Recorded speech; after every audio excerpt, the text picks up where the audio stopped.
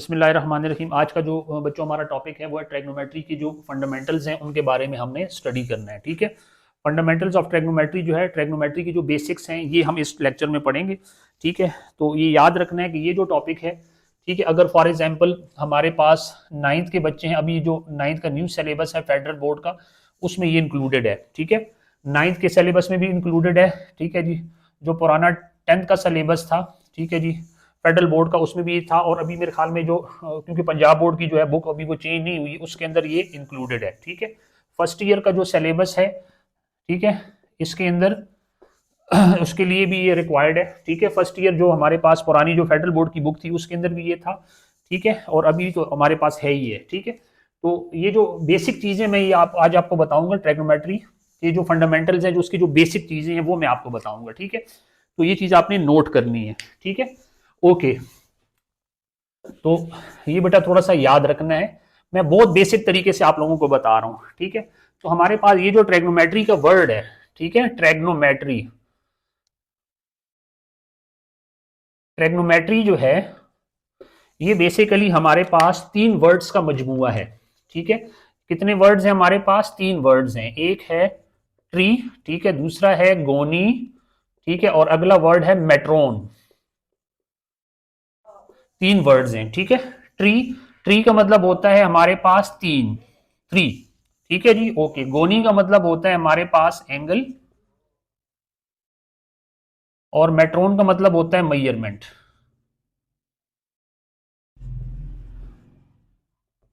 ठीक है, अगर फॉर एग्जांपल हम इसका वर्ड टू वर्ड इसकी जो ट्रांसलेशन है उसको हम देखें तो इसका मतलब होता है थ्री एंगल की मेजरमेंट। ठीक है, अब हम ये चूंकि पता है कि जो हमारे पास तीन एंगल्स होते हैं वो किस चीज के अंदर होते हैं, वो होते हैं ट्राइंगल के अंदर। ठीक है, ट्राइंगल के अंदर ये चीजें पाई जाती हैं। इसलिए अच्छा, हम इसकी अगर फॉर एग्जांपल फॉर्मल डेफिनेशन पे जाएं, ठीक है, फॉर्मल डेफिनेशन, डेफिनेशन इसको मुख्तलिफ तरीके से डिफाइन किया जाता है, लेकिन जो सिंपल डेफिनेशन है वो मैं आपको बता देता हूं कि हमारे पास ये है ब्रांच ऑफ मैथमेटिक्स। ठीक है, ये मैथ्स की ब्रांच है। बेसिकली असल में जो ट्रैग्नोमेट्री है ये ज्योमेट्री की ब्रांच है। ठीक है, तो ज्योमेट्री भी मैथ्स के अंदर आता है, तो हम इसको क्या कहते हैं कि मैथ्स की ब्रांच है। ठीक है, जिसके अंदर हम क्या पढ़ते हैं, इन विच, जिसके अंदर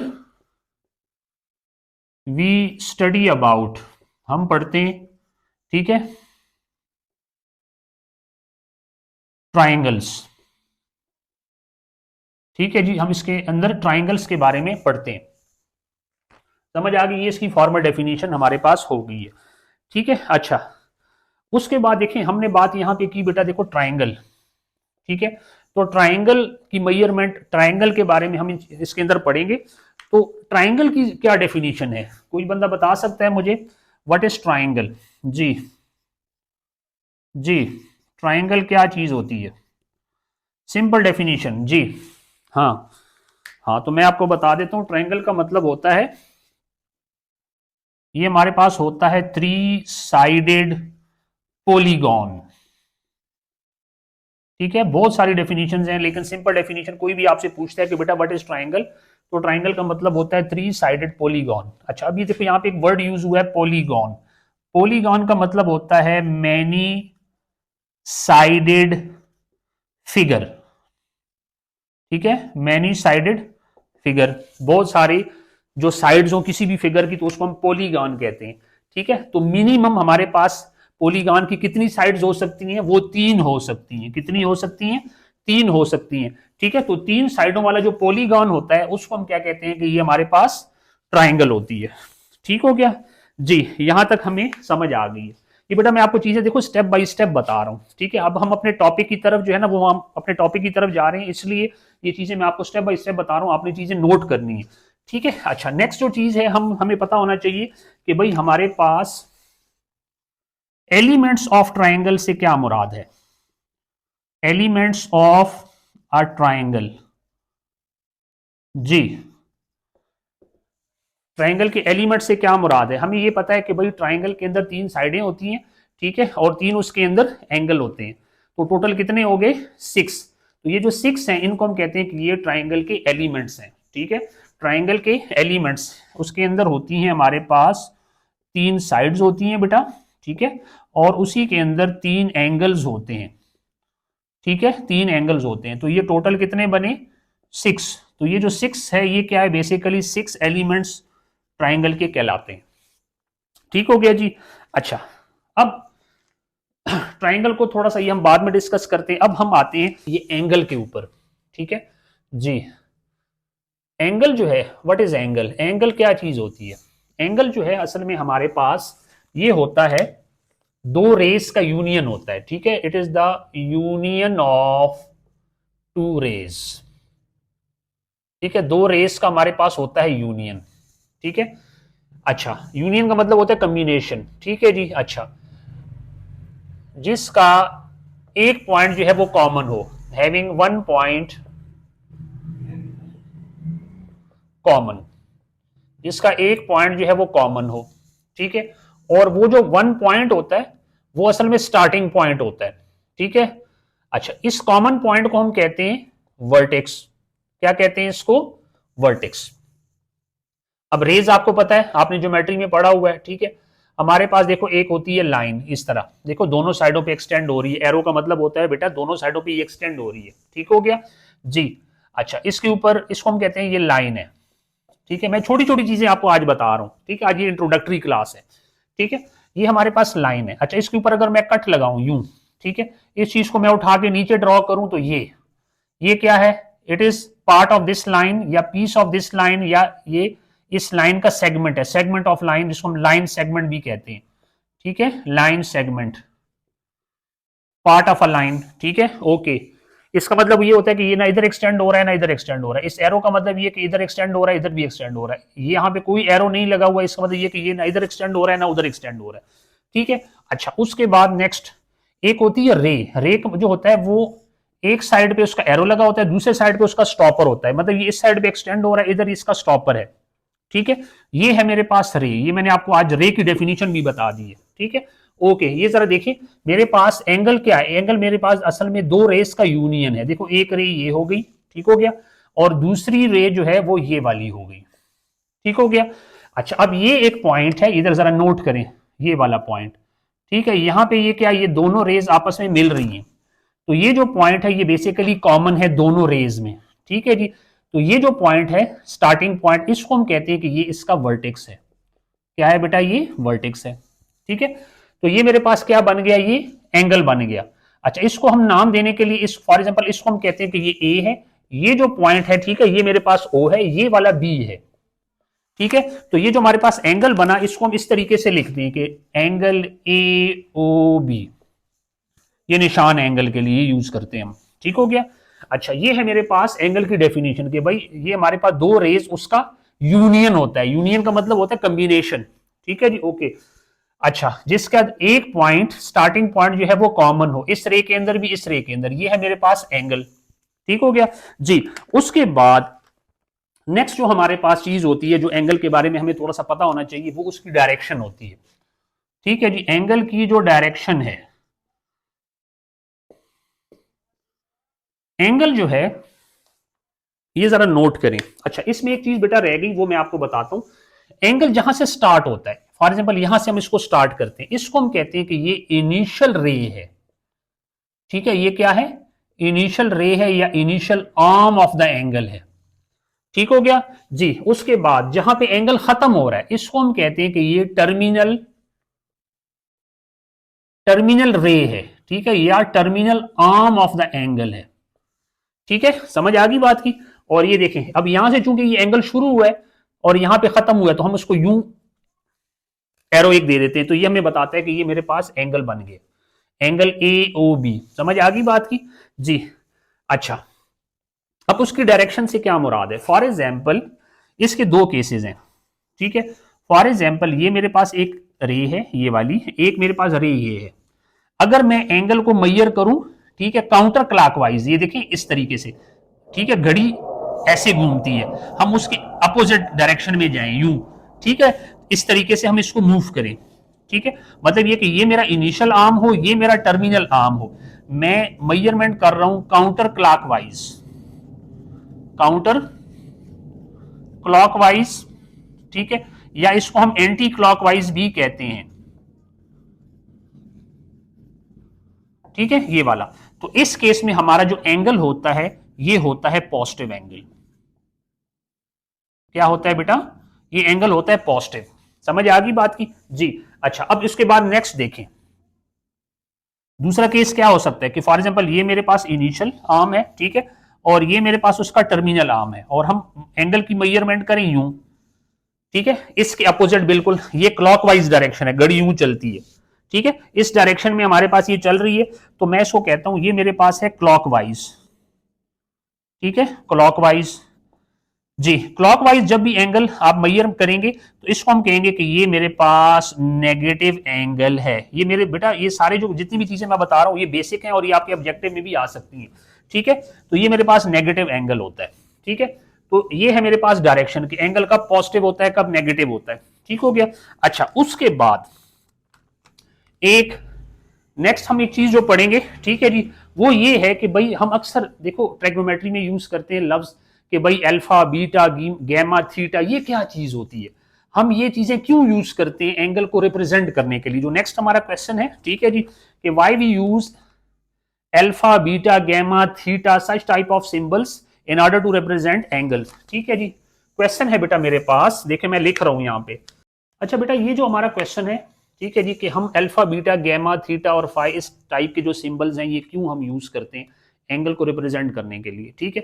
सबसे पहले ये होता क्या है जरा बेसिकली ये हम जरा देख लेते हैं कि ये अल्फा बीटा गैमा, ये थीटा और ये फाई, ठीक है, ये जो सिंबल्स हैं बेसिकली ये मेरे पास ग्रीक अल्फाबेट्स हैं। क्या है ये? ग्रीक अल्फाबेट्स, ठीक है जी, ग्रीक जबान, ठीक है, उसके जो अल्फाबेट्स हैं ये हैं वो, ठीक है जी। अच्छा, इनको हम बेसिकली यूज करते हैं एंगल्स को रिप्रेजेंट करने के लिए कन्वेंशनली,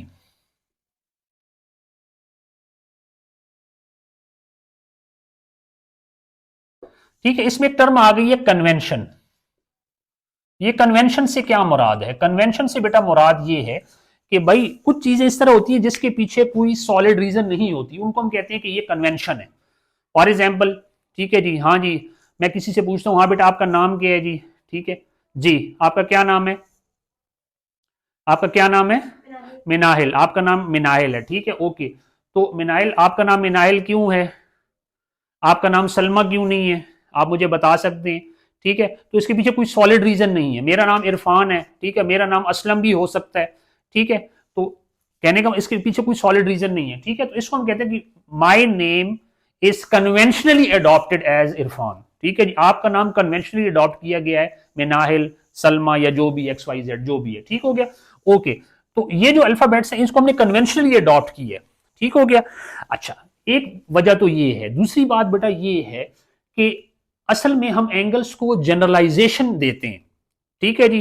फॉर एग्जाम्पल जब मैं कहता हूं, ये जरा नोट करिए, बड़े काम की मैं आपको बात बताने लगा, मैं आपको कहता हूं कि फॉर एग्जाम्पल बेटा ये मेरे पास एक ट्राइंगल है, ठीक है, ये मेरे पास एक ट्राइंगल है, उसमें ये जो एंगल है ये है फॉर एग्जाम्पल थीटा, ठीक है, ये थीटा है। अब थीटा मैं इसको क्यों कर रहा हूं? मैं जनरलाइज कर रहा हूं बेसिकली इस एंगल को, ठीक है। If I am saying that this angle is theta, this means that I am discussing all the angles, ठीक है। This theta may be 30 degree, ठीक है, ये 30 डिग्री भी हो सकता है, ये 45 भी हो सकता है, ये 60 भी हो सकता है, वगैरह वगैरह एसेट्रा, कुछ भी हो सकता है। इसका मतलब ये कि मैं इंडिविजुअली एंगल्स को डिस्कस नहीं कर रहा, मैं सिर्फ और सिर्फ कह रहा हूं कि दिस इज एंगल थीटा, ठीक है। This means that I am discussing all the angles generally. समझ आ गई बात की? तो ये चीज आपको जेहन में होनी चाहिए कि हम ये क्यों यूज करते हैं, ठीक हो गया। अच्छा, एक बात तो ये होगी। अच्छा, उसके अलावा तीसरी बात आपने ये जेहन में रखनी है कि when we discuss a single angle, अगर हम एक सिंगल एंगल को डिस्कस करते हैं तो हम कहते हैं कि ये एंगल थीटा है, ठीक है जी। सिंगल एंगल को हम डिस्कस करते हैं, ये नॉर्मल हम कन्वेंशनली कर रहे होते हैं। मैंने कन्वेंशनली का मतलब आपको बता दिया, ठीक है, क्योंकि हमारी रूटीन होती है, हम कहते हैं, ठीक है, ओके। सिंगल एंगल होता है तो हम कहते हैं कि यार ये एंगल थीटा है, ठीक है। उसके बाद अगर फॉर एग्जांपल हम दो एंगल्स डिस्कस करते हैं एट द सेम टाइम तो हम कहते हैं कि यार ये एंगल थीटा है और ये वाला जो एंगल है ये फाई है, ठीक है, फाई। और ये मैंने ऑलरेडी आपको बता दिया कि ये आपके पास क्या चीज है, ग्रीक अल्फाबेट्स होते हैं, ठीक हो गया, फाई।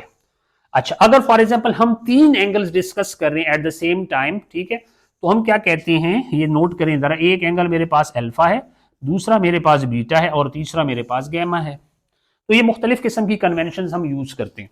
ठीक हो गया जी, तो ये मैंने आपको बता दी। ठीक है, ओके। उसके बाद हम चलते, इसको बेटा जरा नोट कर लें जल्दी जल्दी। ठीक है जी, आपके पास 2-3 मिनट है, इसको जल्दी जल्दी नोट करें, तो फिर मैं इसको रब करता हूं।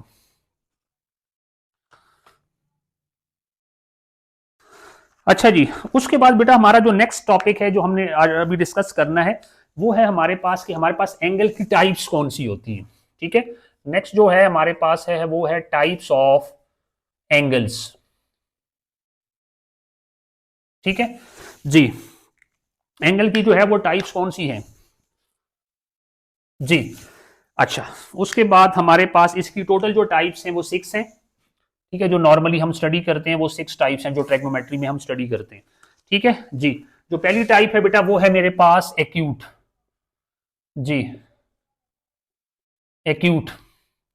एक्यूट कौन सा एंगल होता है, वो एंगल देखो मैं लिख रहा हूं थीटा, सारे एंगल्स। ठीक है, थीटा। अब मैं देखो मैं डिस्कस कर रहा हूं ऑल द एंगल्स, मैं कह रहा हूं theta, I am saying the angle theta which is greater than zero. ठीक है, जो जीरो से बड़े हों। ठीक है, जो जीरो से बड़े हों और वो 90 से छोटे हों। ठीक है, समझ आ गई बात की? ओके, सोनी पास करे इसको। अच्छा, एक्यूट बेटा कौन सा एंगल होता है, मैं कहता हूं कि एंगल थीटा। ठीक है, angle theta which is less than 90, जो कि 90 से लेस हो। ठीक है, उसको हम क्या कहते हैं कि ये एक्यूट है। ठीक है, the theta which is less than 90 is called acute. अब कितने एंगल्स हैं? ठीक है, 90 से लेस कितने हैं? ठीक है, 90 से लेस कितने हैं? 90 से लेस इनफाइनाइट एंगल्स हैं। फॉर एग्जांपल मैं आपको बताता हूं, 90 है, 90 से नीचे कितना है? ठीक है जी, 89 है। तो वो 89.01 किधर गया, 89.00 किधर गया, 001 किधर गया, 89.99 किधर गया। ठीक है, तो ये चीज है मेरे पास कि भाई, इसी तरह अगर फॉर एग्जाम्पल हम बात करते हैं 1 डिग्री, ठीक है, 2 डिग्री, तो 2 तो बहुत आगे है ना, मैं कहता हूं 1 डिग्री, 1.1 डिग्री, वो भी तो 90 से लेस है। ठीक है, 1.01 डिग्री। ठीक है, तो ये है, इसलिए मैं कहता हूं कि ये इनफाइनाइट एंगल्स होते हैं। तो इनफाइनाइट एंगल्स को हम मतलब ये कि एक एक करके डिस्कस नहीं कर सकते हैं, इसलिए हम क्या कहते हैं कि भाई all those angles which are less than 90। ठीक है जी, जो कि इनफाइनाइट। अभी आपको समझ आ गई कि मैं थीटा, ये देखो ये मैं यूज कर रहा हूं फॉर जनरलाइजेशन।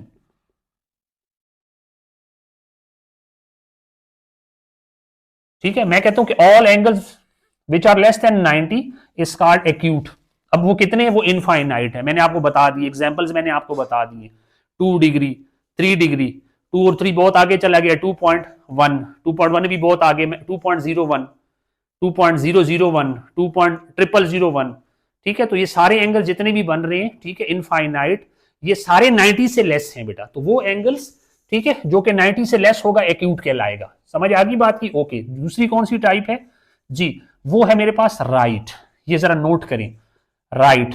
अब इसको जरा देखें, वो एंगल जो कि इक्वल टू 90 डिग्री होगा। ठीक है, जो कि 90 डिग्री की इक्वल होगा, उसको हम क्या कहेंगे कि ये राइट है। ठीक हो गया जी। उसके बाद तीसरा कौन सा है? उसके बाद तीसरा होता है मेरे पास ऑब्ट्यूज एंगल। ऑब्ट्यूज, ऑब्ट्यूज कौन सा होता है? वो एंगल जो कि 90 से बड़ा होगा, theta which is greater than 90। ठीक है, 90 डिग्री, थीटा जो कि 90 से बड़ा होगा और 180 डिग्री से छोटा होगा। ठीक है, theta which is greater than 90, theta which is greater than 90 but less than 180 is called obtuse. ठीक है, 90 से बड़ा 90.01, 90.001, 90.001, इस तरह हम चल रहे हैं आगे। ठीक है, अब चूंकि ये इनफाइनाइट एंगल्स हैं, इसलिए मैं इसको इंडिविजुअली एड्रेस नहीं कर सकता। दैट इज वाई मैं ये कह रहा हूं, मैं उसको लिख रहा हूं थीटा। ठीक है, कि भाई all those angles, all those angles, ठीक है, कितने हैं? ठीक है, नंबर वाइज कितने हैं? वो इनफाइनाइट हैं। दैट इज वाई, ये देखें जनरलाइजेशन समझ आ रही है? तो मैं जनरली बात करूं कि all those angles which are greater than 90 but less than 180 is called obtuse angle, उसको हम कहते हैं कि ऑब्ट्यूज है। समझ आ गई बात की? ओके, तो फोर्थ कौन सा है जी? अच्छा, उसके बाद है जी straight angle.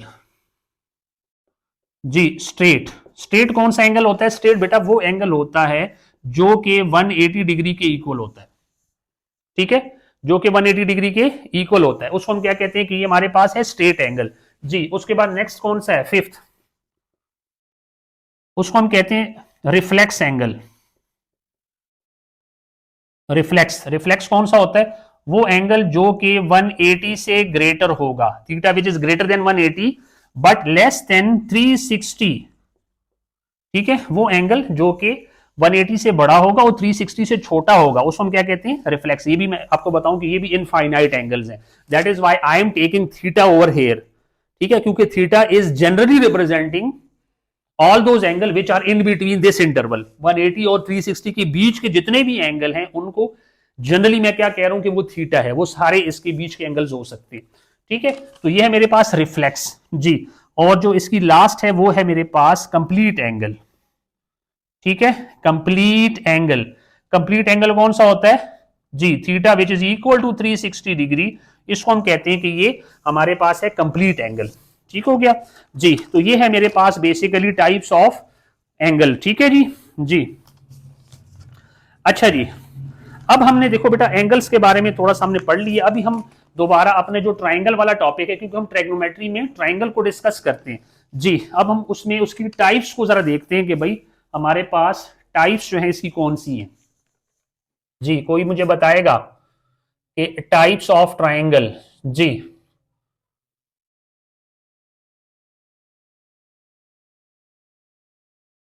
Ji, types of triangle.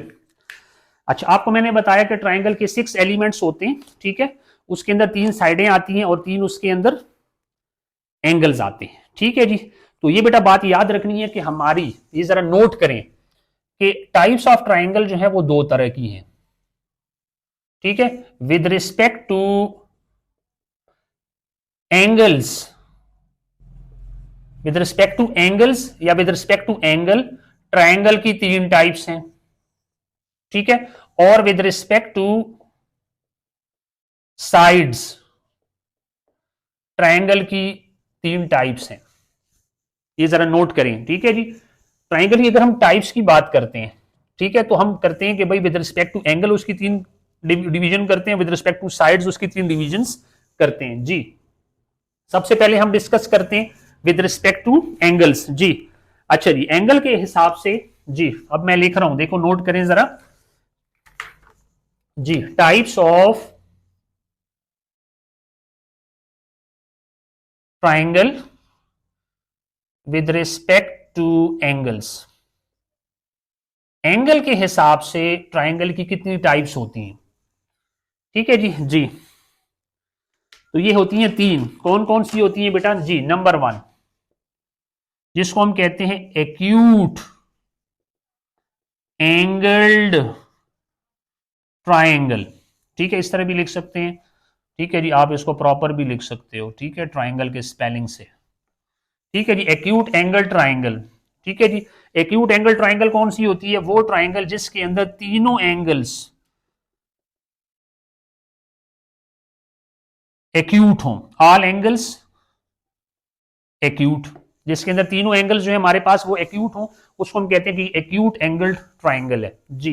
Acute मैंने आपको ऑलरेडी बता दिया, एक्यूट क्या है बेटा, वो एंगल जो कि 90 से लेस होगा। ठीक है जी, समझ आ गई बात की, तो ये है मेरे पास एक्यूट एंगल ट्राइंगल जी। दूसरा कौन सा होता है बेटा, दूसरा होता है मेरे पास right angled triangle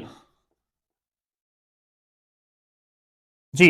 right angle triangle कौन सी होती है, वो ट्राइंगल जिसके अंदर एक एंगल राइट हो।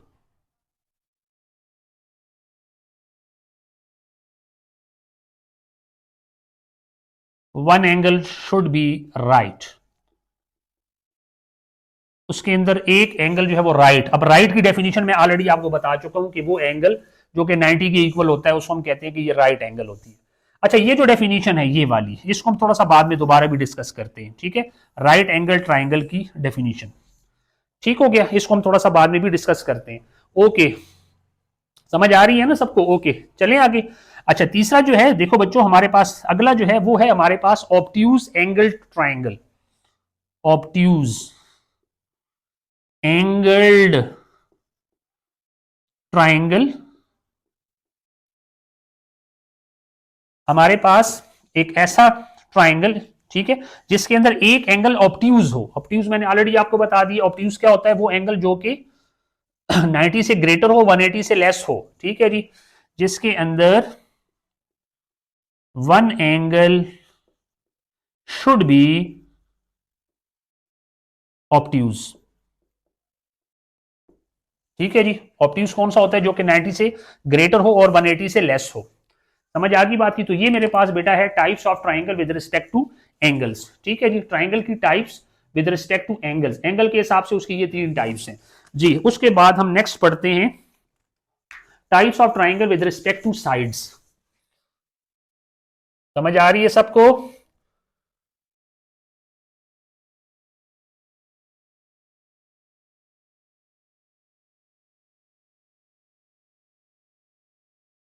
जी, types of triangle with respect to sides जी। अच्छा जी, यहां पे भी उसकी बेटा 3 टाइप्स होती हैं, ठीक है जी। कौन कौन सी? नंबर 1, उसको हम कहते हैं एक्विलेटरल। एक्विलेटरल ट्राइंगल, ठीक है। एक्विलेटरल ट्राइंगल कौन सी होती है जी? जिसमें सारी साइडें जो है वो उसके इक्वल हों। अब देखो हम साइड के हिसाब से देख रहे हैं, ठीक है। वो ट्राइंगल जिसकी तीनों साइडें इक्वल होंगी उसको हम कहेंगे एक्विलेटरल ट्राइंगल, ठीक है। ऑल साइड्स इक्वल, सिंपल मैं लिख रहा हूं, ठीक है जी। ये बेटा बहुत बेसिक चीजें मैं आपको बता रहा हूँ, ये आपको चीजें पता होंगी लेकिन स्कैटर्ड फॉर्म में होंगी। हम यहाँ पे अब हम फंडामेंटल्स ऑफ ट्राइगोनोमेट्री पढ़ रहे हैं, तो ये चीजें अब मैं आपको एक इन लाइन चीजें बता रहा हूँ, ठीक है। इसलिए आप इन चीजों को जरा रिवाइज कर लें, ठीक है। ओके, उसके बाद दूसरा जो है हमारे पास वो है एसोसलेस।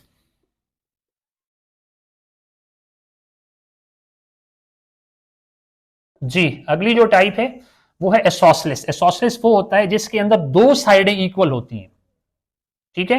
फिर मैं बता रहा हूं कि types of triangle we are studying types of triangle with respect to sides, हम साइड्स के हिसाब से पढ़ रहे हैं। एसोसलेस में कौन सा होता है? इसमें 2 साइड्स इक्वल होती हैं, 2 साइड्स इक्वल, ठीक हो गया। उसको हम कहते हैं एसोसलेस जी। तीसरा जो है बेटा जी, कौन बताएगा तीसरा कौन सा होता है जी? तीसरे को हम कहते हैं स्केलीन। क्या कहते हैं? Scalene, scalene triangle. Scalene triangle वो होता है जिसमें तीनों साइडें डिफरेंट लेंथ की होती हैं, ठीक है जी। All sides